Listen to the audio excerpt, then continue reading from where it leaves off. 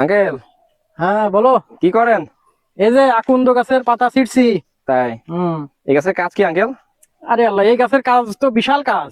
তাই? এর কাজ মানে এই গাছটা, এই যে ফুল দেখেছো, হুম হুম। ফুল, পাতা, গাছ, এর শিকড় সবকিছু ব্যাপক ভেষজ উপাদানে ভরপুর, এবং এটা মানুষের স্বাস্থ্যের জন্য অনেক উপকারী। এটা গ্রাম্য ভাষায় আকুন্দ বলে, বুঝছো? জি।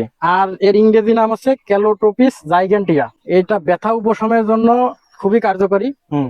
এটা হচ্ছে সরিষার তেল দিয়ে হালকা গরম করে ওটা নির্দিষ্ট ব্যথার জায়গায়, যেমন জয়েন্টে, বাত ব্যথা, এই জাতীয় ব্যথায় এটা লাগাইলে সাথে সাথে ব্যথা দূর হয়ে যায়। বল্লা, মৌমাছি এবং বিভিন্ন রকম পোকামাকড় আছে যেগুলো কামড় দিলে, সেই কামড় দেওয়া জায়গায় এই যে দেখো সাদা দুধের মতো, বুঝছো?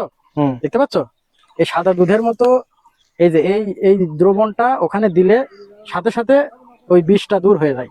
এর আরো কিছু উপকারিতা রয়েছে, যেমন চর্মরোগে উপকারী, কাশি ও শ্বাসকষ্ট এটা দূর করে, দাঁতের ব্যথা কমাতে সহযোগিতা করে। তবে এটা ব্যবহারের কিন্তু আবার সতর্কতা আছে, বুঝতে পারছো? এটা বিশেষজ্ঞ ভেষজবিদ তার পরামর্শে সাধারণত এটা ব্যবহার করা উচিত। কারণ এই যে যে কষ্টটা দেখতে পাচ্ছ না, হ্যাঁ হ্যাঁ। এটা যদি সরাসরি মানুষের মুখে অথবা চোখে পড়ে, ও। তাহলে এটা অনেক বেশি ক্ষতির কারণ হতে পারে। এবং এটা যত তত ইউজ করা যাবে না।